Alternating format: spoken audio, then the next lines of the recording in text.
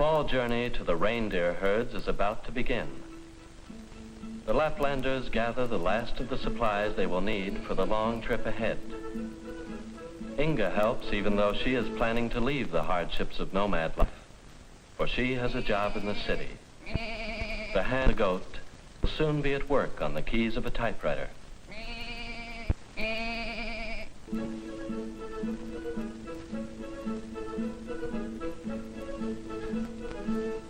But Peter Kallik, the father, is a reindeer Laplander.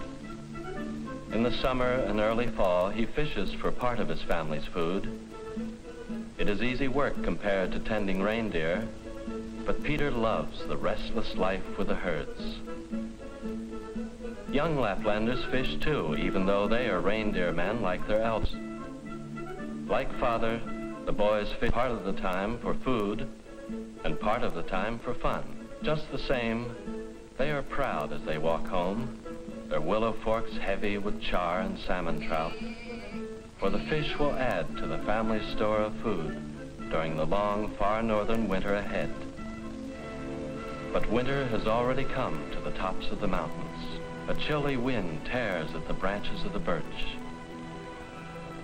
One day, the small community packs up for the drive to the forest wintering grounds.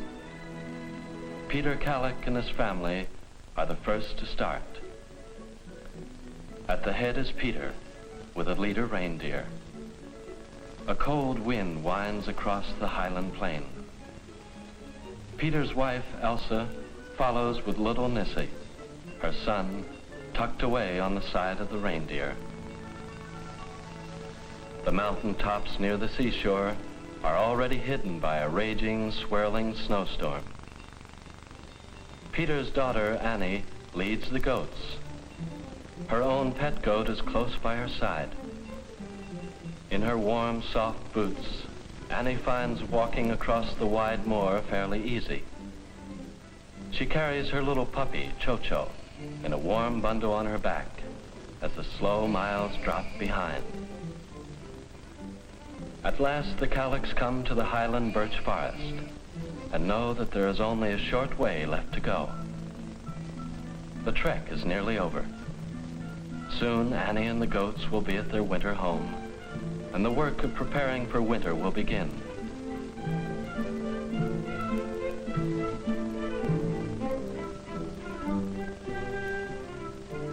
The heavily loaded pack reindeer will get a chance to rest from carrying the food and clothing of the family.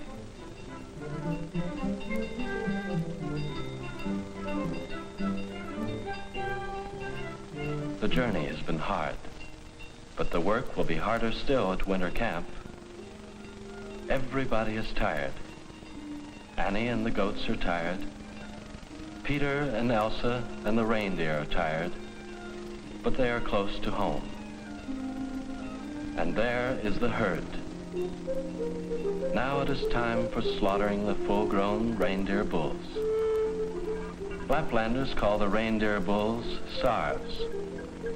Reindeer bulls grow big and fierce and proud, and this is the season when they are fattest and biggest. The Kallik family has collected its herd.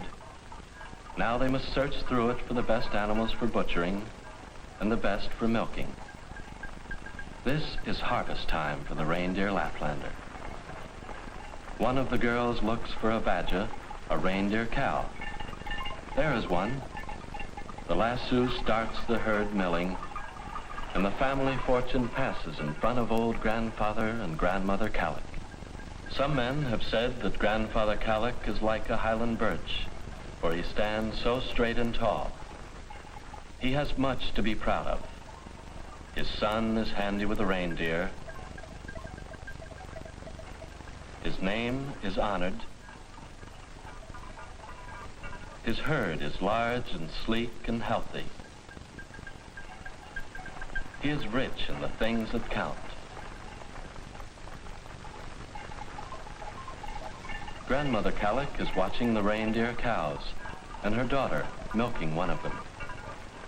Sweet cheese made of reindeer milk, tasting of almond and smooth as butter, will add much to the winter diet.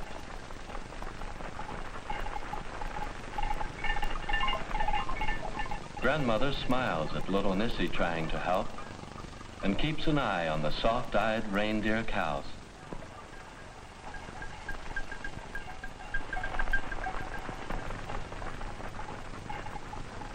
But there is much work to do.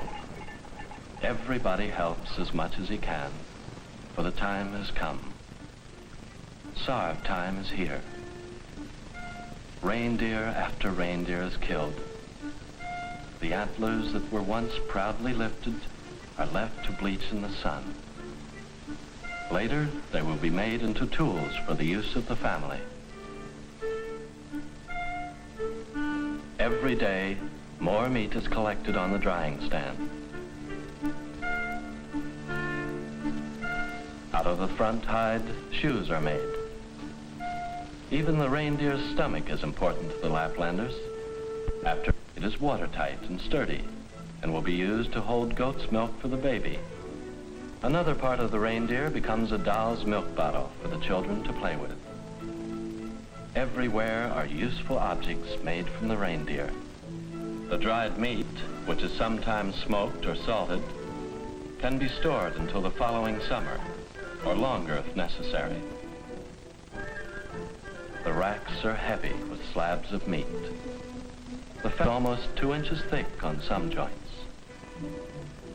In the middle of this abundance, Calix stands as a king in his own realm.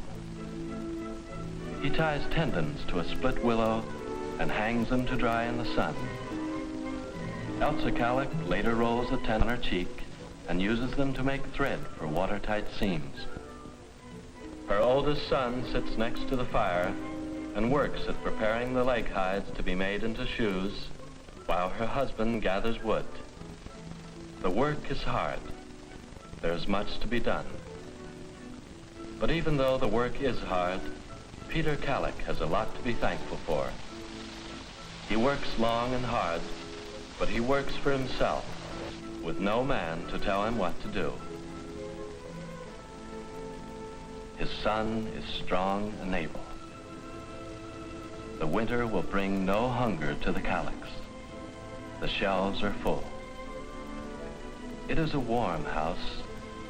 Everything is safe and happy. And as Peter rocks the cradle, he hums an old Laplanders song. My little son, today you had your first lasso in your hand. Grow up, be strong. My little son, the winter covers the fields and the ice is thick on the mountaintops. All seems frozen and stilled forever. But time is passing, and by spring will come again. Spring will come again.